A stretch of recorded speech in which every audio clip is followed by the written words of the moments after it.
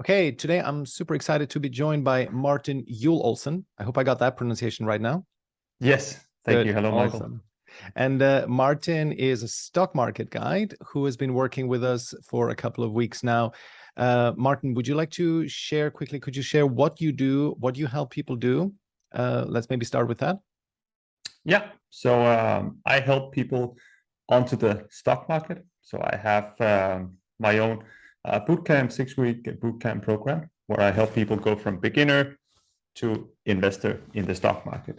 So they have some money and they want to invest in, and I help them doing that.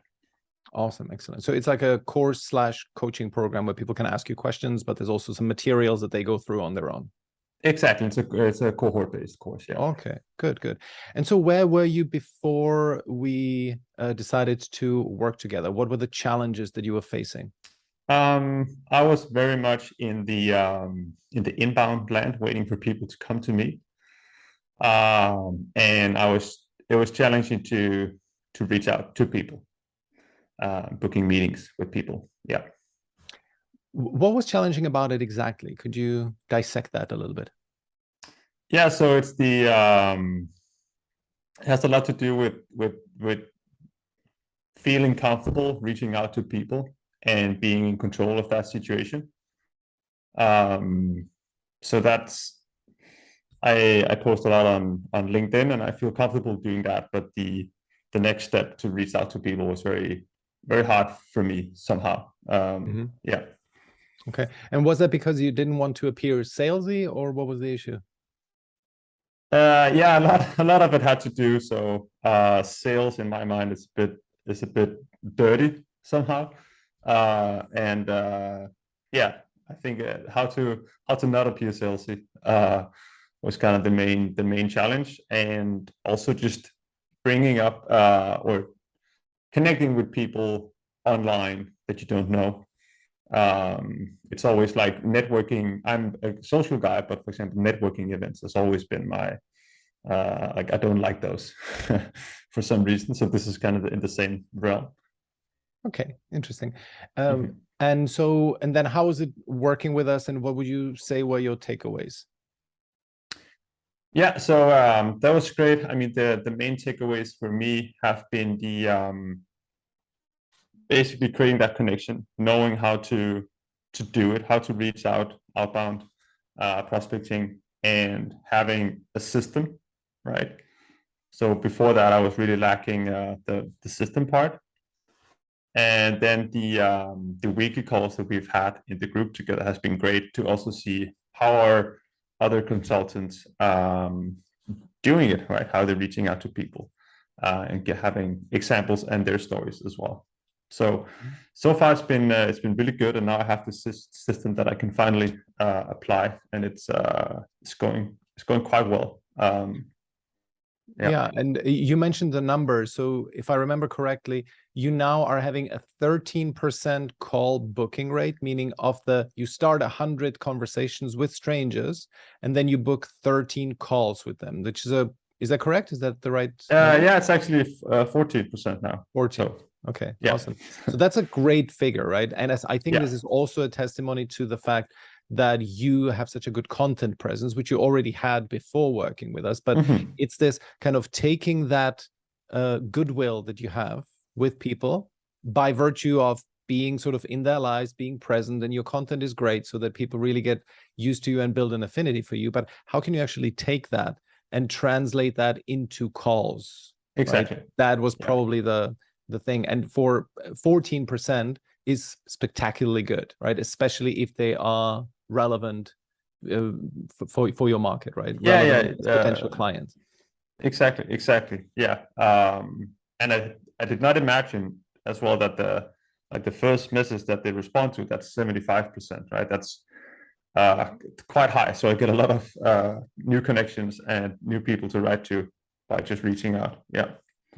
Excellent. So as far as the salesiness is concerned, that was like the issue that you faced. Was there any like reframe, any way how you now see it differently than before we started?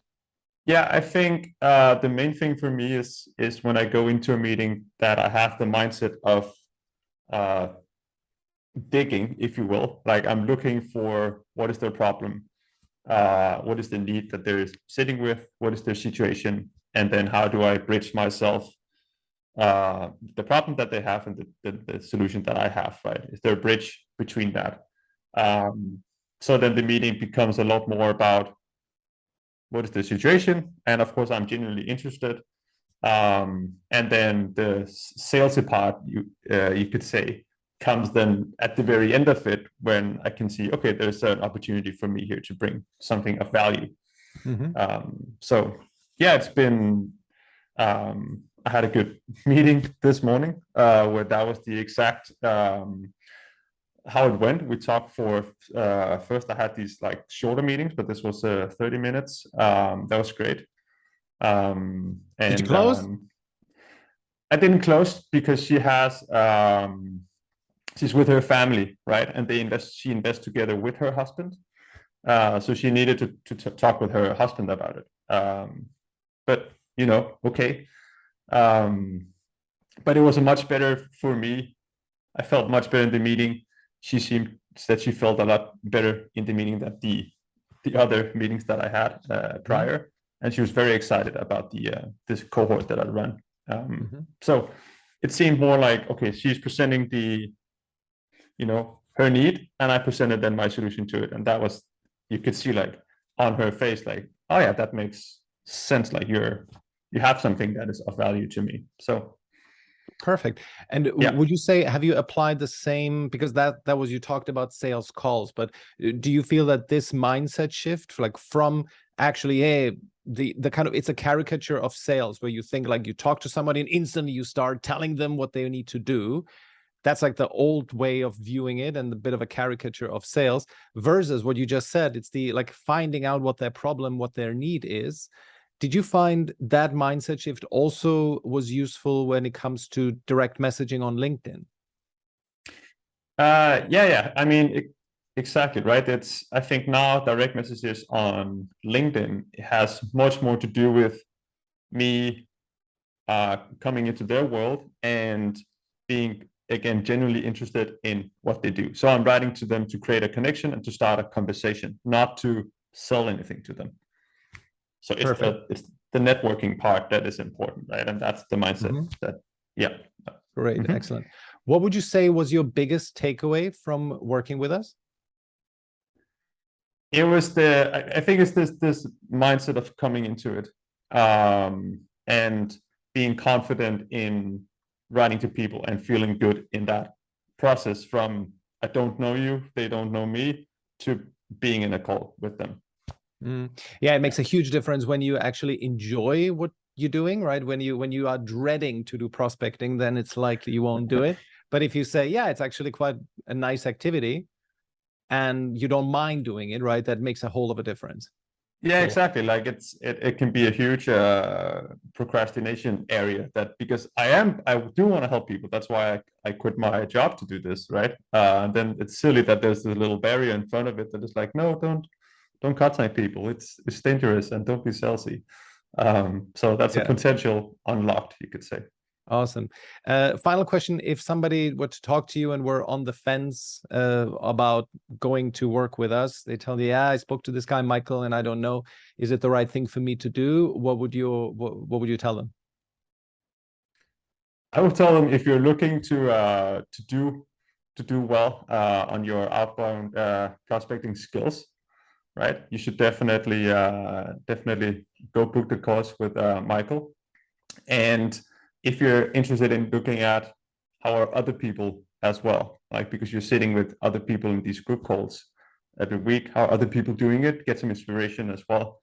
So that's an opportunity there. Awesome. Thank you so much, Martin. I appreciate it. You're welcome, of course.